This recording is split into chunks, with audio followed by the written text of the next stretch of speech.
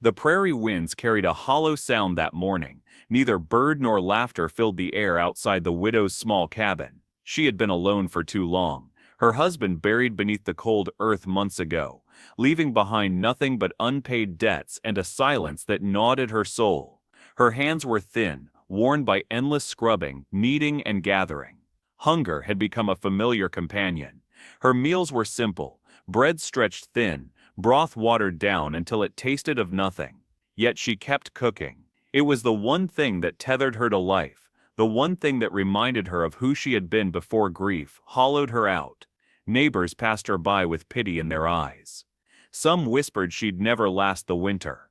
A woman alone in a land so harsh, what chance did she truly have? But the widow carried herself with quiet dignity. Her back remained straight, her steps steady, even as her stomach twisted in emptiness. At night she would sit by the fire with her wooden spoon in hand, stirring pots that were almost empty. She cooked not for feasts but for survival, and perhaps for memory. Every loaf of bread, every simmering stew, carried the ghost of her late husband's smile, the echo of his voice telling her she had the hands of a woman who could feed the world. The loneliness cut deep. Days bled into nights, and nights into days, without anyone to hear her prayers. Yet still, she rose each morning, tied her apron, and set her hands to work. To abandon her skill would mean surrendering to despair. She was poor, she was hungry, she was alone, but she was not defeated. Somewhere, she believed, there must still be a table waiting for her hands, a home where her cooking could kindle warmth again. And though she didn't yet know it, her path was already winding toward a father and 6 hungry children, souls just as lost, waiting for her fire to touch their cold hearts. Across the valley, not far from the widow's lonely cabin, stood a house where sorrow had carved its own mark. The man of that house, broad-shouldered, with hands hardened by years of labor, was himself a widower. His wife had been taken by sickness 2 winters past, leaving him with 6 children, who clung to him like branches on a storm-battered tree. He rose before dawn and worked until the sky turned black again. Yet his efforts were never enough. The land demanded sweat, the animals demanded care, and the children, oh the children, demanded a mother's tenderness he could not provide. The eldest, a boy of barely 12, tried to act like a man. He fetched water, chopped wood, and hushed the younger ones when their cries grew too loud. But even his small shoulders could not carry such weight. The girls tried their best to cook, but their bread was often burned, their stews too thin. Hunger gnawed at their bellies, and chaos ruled the household. The father came home each evening to noise that scraped his weary nerves raw, babies crying, little feet scattering, quarrels breaking out over scraps of food. His hands could mend fences and plow fields, but they could not soothe tears or sing lullabies. Many nights he sat at the table staring into a plate of nothing, wondering how much longer they could survive like this. The community saw their struggle. Some shook their heads in pity, others whispered in disapproval. 6 children with no mother, they won't last long. Farmers' wives spoke in hushed voices at the well, those poor little ones skinny as twigs. And that man, he looks like he's fading too. The father heard those whispers. He carried them like stones in his chest. Pride kept him from asking for help, but guilt crushed him each time he saw his children's hollow eyes. He loved them fiercely, yet love alone could not fill empty plates. The family was holding together by a single thread, and it was fraying fast. One more hard winter, one more sickness, one more night without food, and the thread would snap. It was in this fragile moment, when both the widow and the father's household were drifting toward despair, that fate prepared to intertwine their paths.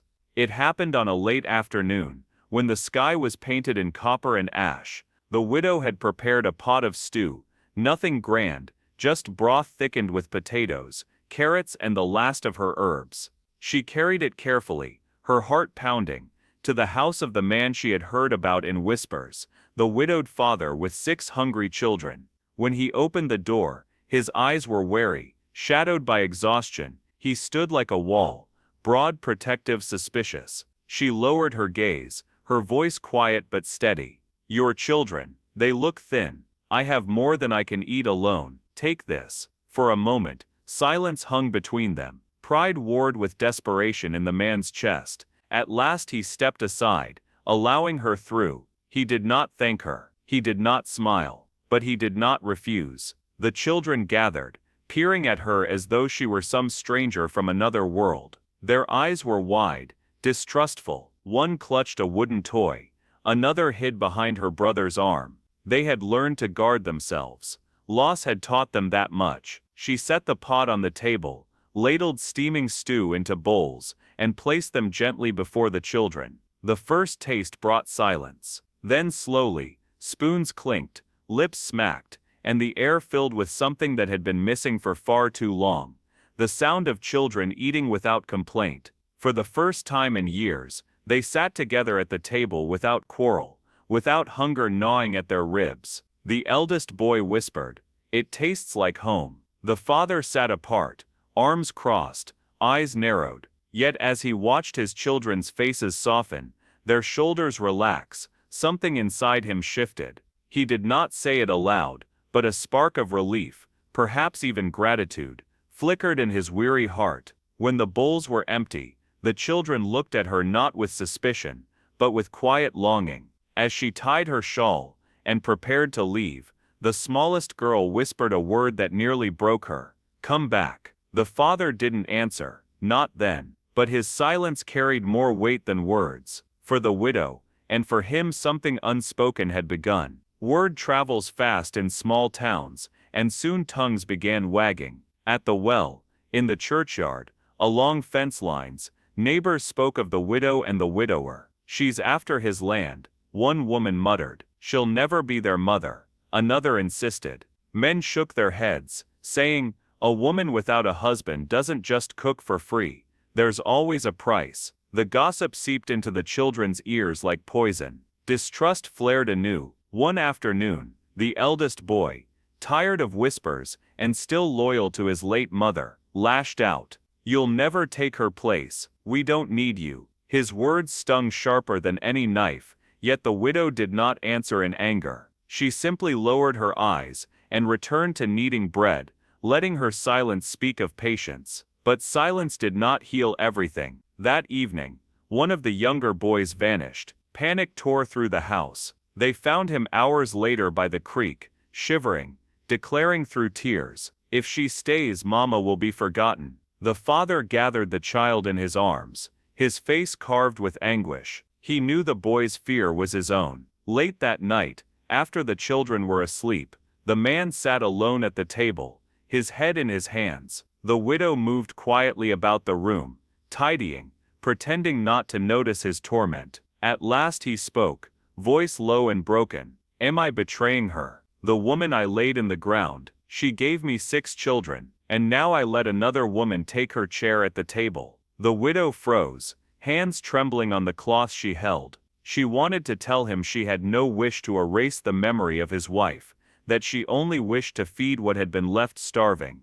But words failed her. Then the storm came. Rain lashed against the roof. Thunder shook the walls. In the darkness, one of the younger girls fell sick, fever burning, breath shallow. Fear gripped the household. The father rushed for water. The children cried in panic. And in the heart of that storm, the widow took command. She brewed broth with herbs, cooled the girl's brow with damp cloths, whispered prayers through the night, as the fever raged. Hour after hour she stayed by the child's side, never leaving, never wavering. When dawn broke and the fever finally broke with it, the father saw her slumped in exhaustion, still holding the girl's small hand. In that moment, doubts began to crack. She was not there for land, nor for pride. She was there because love, quiet and steadfast, had already taken root. The storm had passed, but its memory lingered. The children no longer looked at her with only suspicion.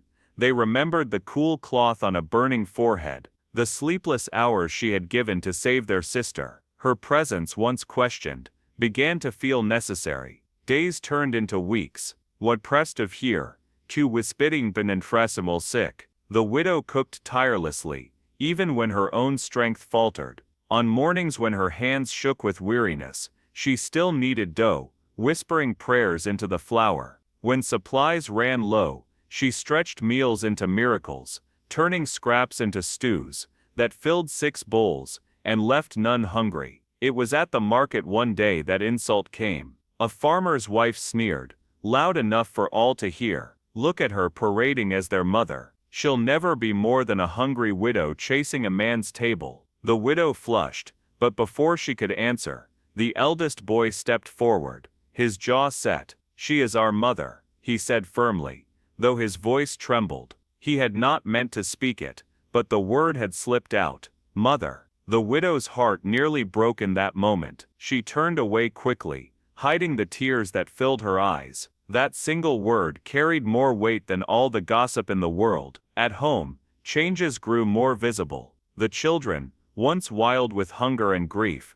began to laugh again. They lingered at the table after meals, trading stories, teasing one another. Even the youngest, who once hid behind her siblings, now tugged at the widow's skirts, asking for songs. And the father, he changed too. He still carried his burdens, but the heaviness in his eyes began to lift. Each evening, as he watched his children gathered around her, he saw what he had not dared to hope for: peace returning to his home. One night, after the table had been cleared, and the children tucked into bed, he lingered in the quiet kitchen. The widow sat near the fire, mending a torn shirt by lamplight. He studied her hands, steady, gentle, worn with sacrifice. You've given them back their laughter, he said softly. And me, you've given me something I thought I buried with her. She did not look up, but her hands trembled slightly over the cloth. Neither spoke the words aloud, but both knew what had begun.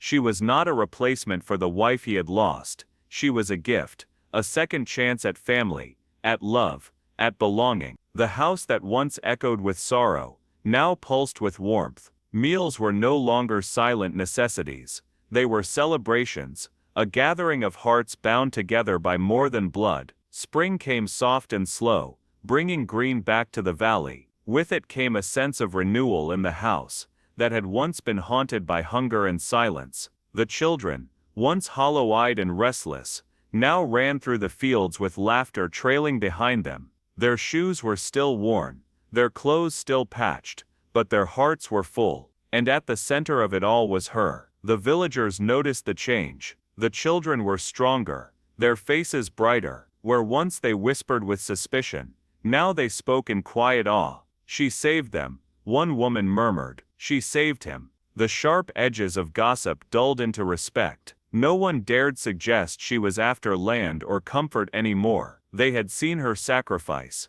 They had seen her love. It was on a Sunday afternoon, after church bells had faded, that the moment came. The family gathered around the table, the smell of roasted meat and fresh bread filling the air. The father stood slowly, his weathered hands resting on the back of his chair. His eyes lingered on each of his children, then on her. For a long moment, silence filled the room. Then, with a weight that made the air tremble, he spoke. This house was broken, he said, his voice thick. I was broken, but you. He turned to her fully. You gave my children back their laughter, and you gave me back my strength. You are the heart of this family, not a visitor, not a helper. You are mother. The children's eyes shone as they nodded, some too young to fully understand the words, but old enough to feel their truth. One by one, they rose from their seats, and wrapped their arms around her, until she was nearly lost in their embrace.